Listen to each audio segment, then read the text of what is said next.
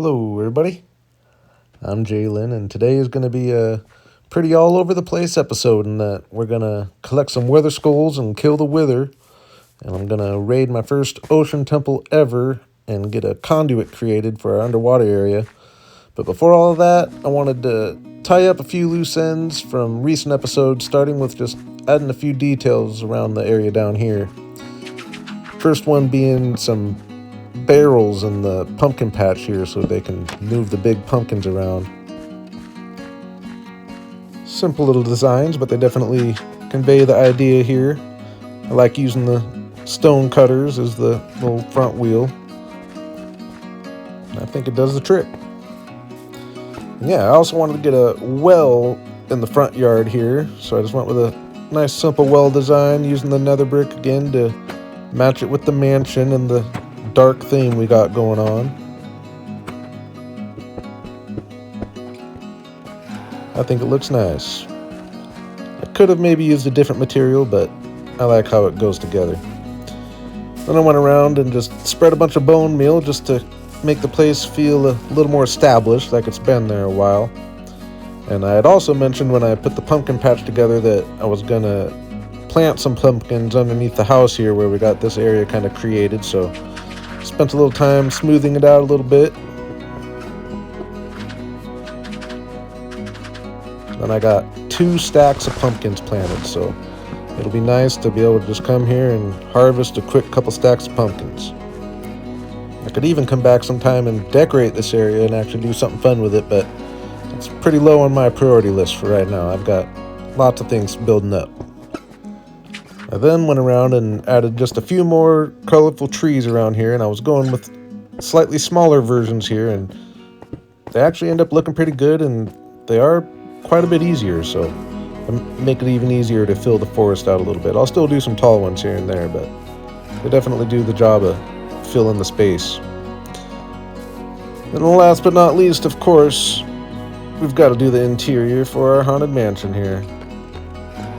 I'm pretty excited about this, actually. I just went with my kind of regular interior that I go with, but also just a lot emptier in a lot of ways.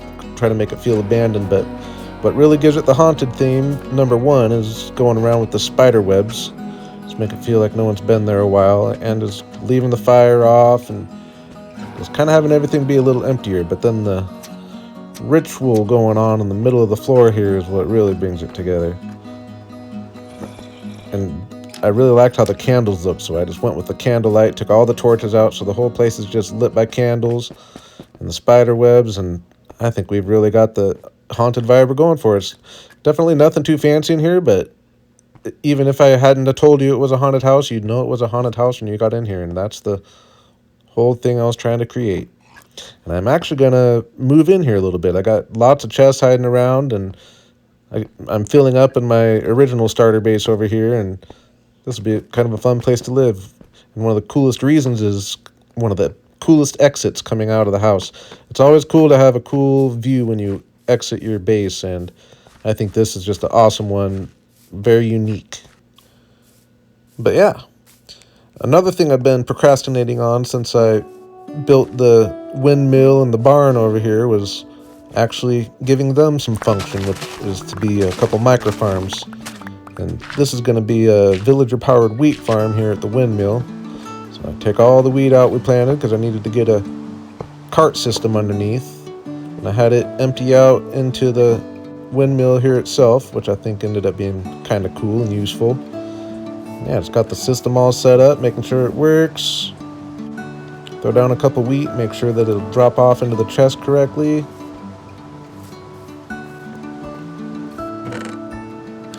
Seems to be working. So we just got putting things back together here.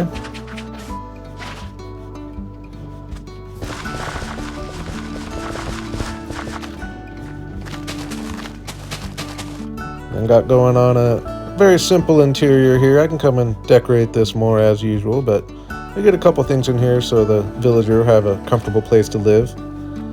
Yeah, we got things looking pretty good here, but we do need the villager. It'll be the first villager we brought over to our treehouse area here. I figured now that I have access to this acacia village right over here, might as well just go ahead and steal them from there. got them in a boat and slowly worked our way down the hill. I will still look to cure some zombie villagers over in the treehouse area, which was my original plan to get villagers over there, but I just wanted to get this farm set up, so I'm making a little exception here. So yeah, just get his inventory all filled up with seeds so that he won't pick up any of the wheat, and make sure we're all safe and closed in, which I worked hard on. And then I make a trade with him to lock him in as a farmer, so that way I can go and destroy the composter, because if you don't do that, he'll end up turning things into bone meal, which isn't what you want. And yeah, I think at this point we're looking pretty good. We'll come back after the wheat has grown and make sure everything's working correctly. And I'm pretty sure I got everything nice and safe and closed in. And yeah, it'll be cool to come back and see the wheat grow. But another farm I needed to make was a sheep farm in the barn here. So I'm definitely putting some work in getting these farms all set up. I was almost going to do it off camera, but they ended up being big projects. And yeah, unfortunately I lost the little clip of me putting the prototype together, but I show my process pretty well here. Let's get your chest down, hoppers in the back of the chests, and you kind of enclose above the hoppers so that you can put some rails in and get some hopper mine carts on top of those rails. And then you cover the top with dirt there, and then from behind you put observers looking into the dirt that is above the mine carts. Some dispensers on top of the observers facing the where you'll have the sheep closed in. Got to make sure you put your redstone so that everything's working back here. And then just finish your little sheep enclosures with glass here so that you'll have them all contained.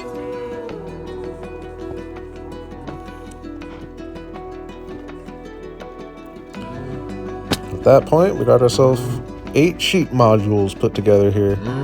I've gotten pretty quick at that. So quick, 8 more just appeared magically. So yeah, it's 1 for each color. So I needed to get some sheep in there, so I came to the sheep over here and put some dirt up so that only the babies could escape the opening there, and just brought them in a few at a time and got them in their enclosures here. Set up a little backstop and put some dirt in to make it easier for them to traverse up here, and it was pretty easy. And after feeding them all a bunch of wheat to make them grow up quicker, I went and dyed them all 16 colors, so we got 1 set up for each color. And you gotta make sure you fill the dispensers with scissors and make sure there's plenty of light behind the grass so that the grass will grow back quick. And yeah, we can come back and decorate this at some other time, but I'm pretty happy with having a sheep farm set up in this part of town. Now both of our main areas have a sheep farm, and eventually there will come a project where I'll be very thankful to just have access to a bunch of wool. But now we're gonna shift things to some serious adventuring here. In all my time of playing Minecraft, I've only fought and killed the Wither twice, which is actually pretty crazy. The last time I did it was in my world before YouTube, so probably it's been a couple years since I've done it, but I do remember how I did it then, and I look forward to trying that again.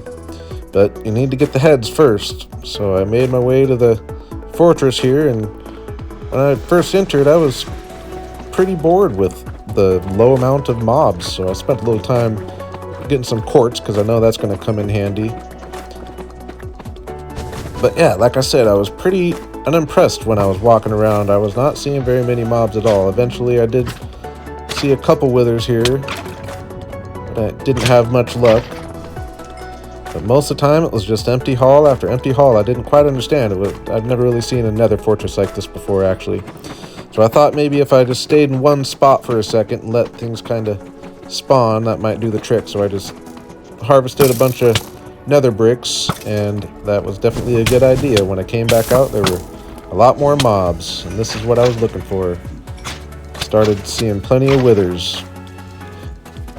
And I was down here for quite a while. But eventually got my first wither head here. I was pretty happy about that. Actually, it's my second. I got one earlier in the season, but I'm saving it. And then, believe it or not, the very next wither I killed, I got another one. So that's 2 of 3. And I want to mention, I hate magma blocks. They might be one of my least favorite mobs. They just move so weird, and they'll get you if you're not careful. I just kept hunting withers.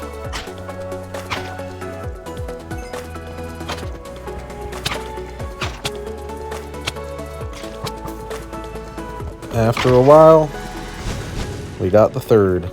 Mission accomplished. I was probably down here for, I don't remember, definitely over an hour. Probably not 2 hours, though.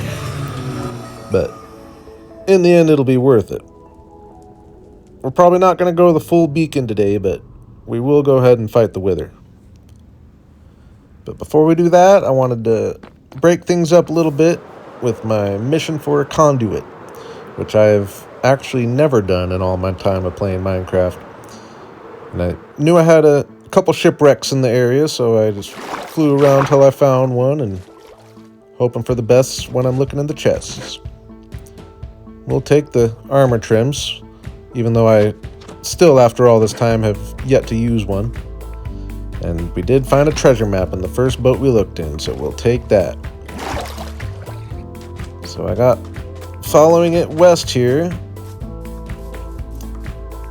and just to prove that I can laugh at myself, I wasn't thinking of the fact that the map would be showing up as I was traveling here, so I thought I was over the X here. So I'm doing a whole bunch of digging, which actually in the end isn't too bad. I can always use dirt and sand, but then I realized I still need to go south. And I needed to go way south. I was actually surprised. I didn't know that a map would send you this far away from where you found the map. I'm probably 1,500 blocks when you count both directions.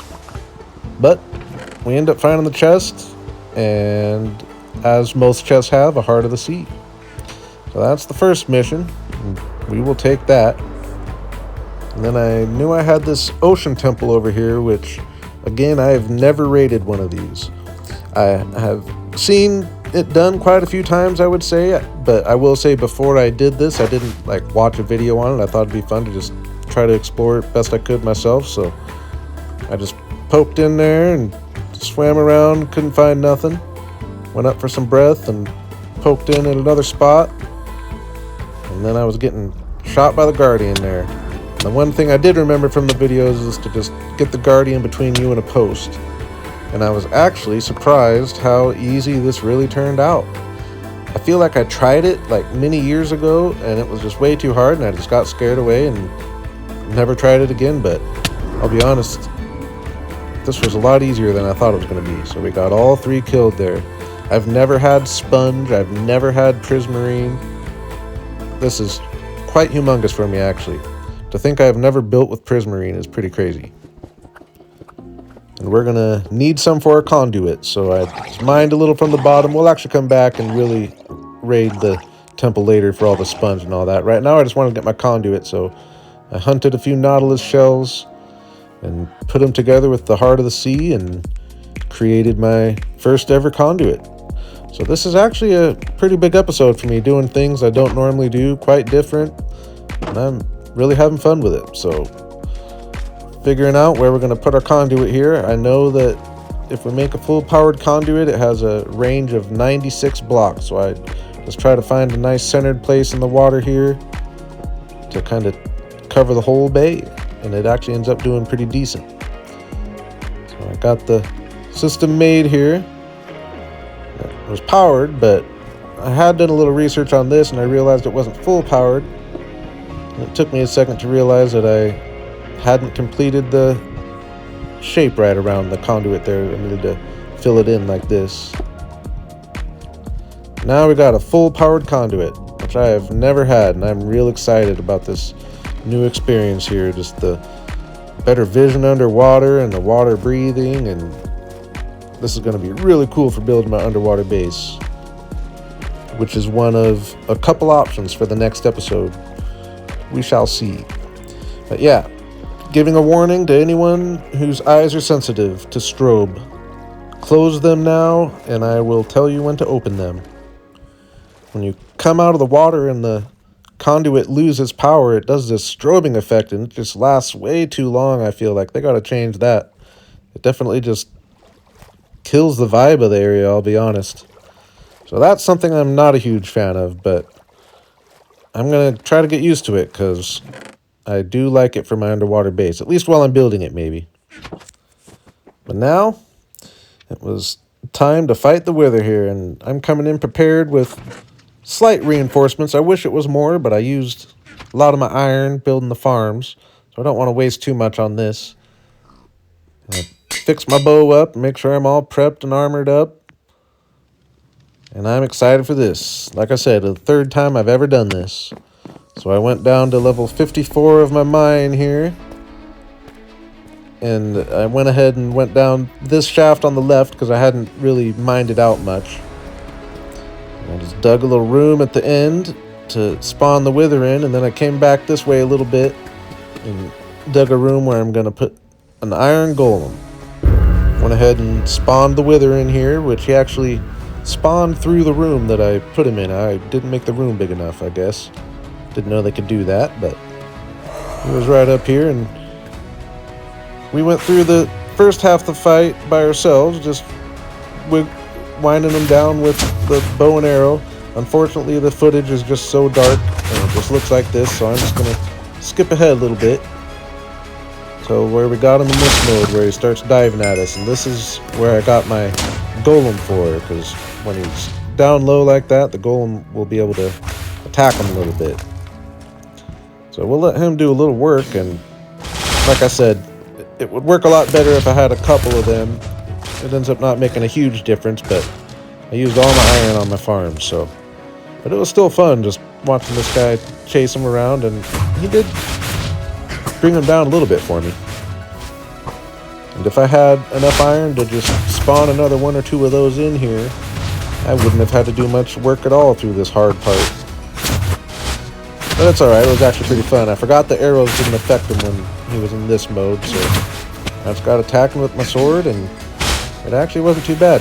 I thought that withers would have been spawning, though. Don't know if I'm going crazy. I came down prepared with milk. I thought they spawned withers, but apparently not. I'm not complaining. He really made me work for this last little notch of health of his.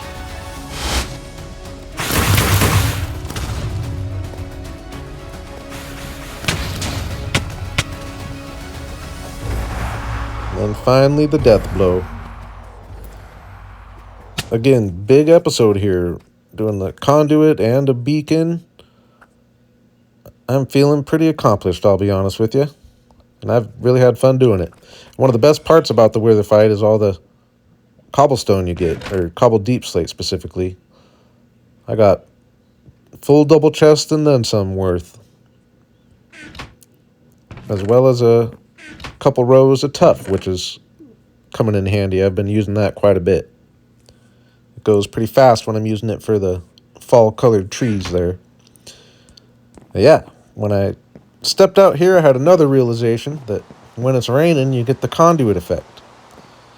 Now, the fact that it's not strobing is a lot better. I do like it. I like being able to see under there, but I'll be honest, it messes with the vibe a little bit for me. I'm going to definitely give it time to let it grow on me, but yeah, with that, we're going to call it an episode here. And we just had the Bundles and Bravery update released, so I'll give you one guess what my next video is going to be. Until then, I really appreciate you all for coming, and have a good day.